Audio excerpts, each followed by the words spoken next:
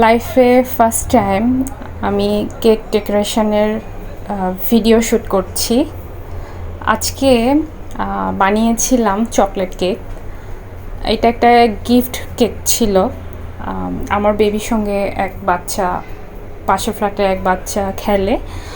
তো আমি যেহেতু কেক বানাতে পারি, তো ভাবলাম যে তার বার্থডেতে একটা কেক গিফট করি। তো এই তো আজকে বার্থডে ছিল, এই জন্য আমি কেকটা সকালবেলা বেক করে নিয়েছিলাম।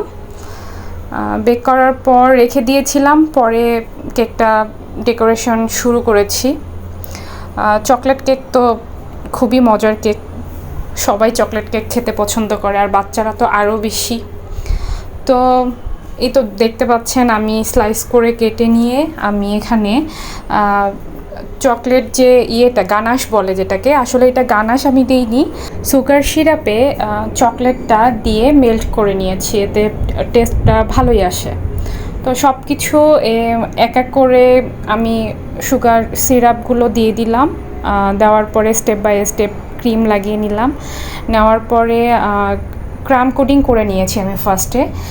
ক্রাম কোটিং করলে পরে হচ্ছে একটু ফ্রিজে 5-10 মিনিট রেখে সেট করে দিলে তখন হচ্ছে ফিনিশিংটা খুব সুন্দর আসে। তারপর সুন্দরভাবে বের করে ফিনিশিং দিয়ে নিলাম। দেওয়ার পরে এখানে আমি হোয়াইট চকলেট মেল্ট করে নিয়েছিলাম। হোয়াইট চকলেট আমি কেকের সাইড দিয়ে দিয়েছি। তারপর আমি একটা হট পিঙ্ক কালার দিয়ে, যেহেতু ও মেয়ে বেবি, হট পিঙ্ক কালার দিয়ে আমি ক্রিম ডেকোরেশন করার জন্য ক্রিম রেডি করে নিয়েছিলাম।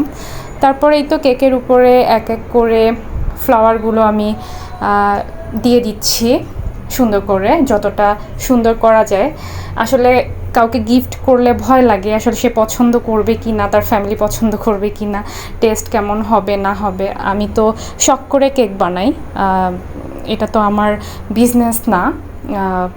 কখনো হয়তো চিন্তা আছে যে বিজনেস শুরু করব। যাই হোক, এই তো বাচ্চার নামটা হ্যাপি বার্থডে লিখে তার নামটা কেকের উপরে বসিয়ে দিলাম। তারপর কিছু স্প্রিঙ্গল আমি কেকের মধ্যে দিয়ে দিব, এতে করে কেকটা খুব দেখতে সুন্দর লাগে, খুব ব্রাইটনেস চলে আসে কেকের মধ্যে।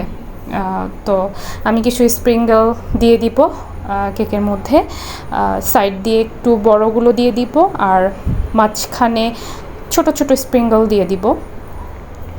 তো কেকটা কেমন হলো, আপনাদের ডেকোরেশন কেমন লাগলো আমাকে অবশ্যই জানাবেন। ভাবছি যে এরকম আরও কেক যখন বানাবো তো আপনাদের সঙ্গে অবশ্যই শেয়ার করব। কেকের এই ভিডিওটা কেমন লাগলো আমাকে কমেন্ট বক্সে জানাতে ভুলবেন না।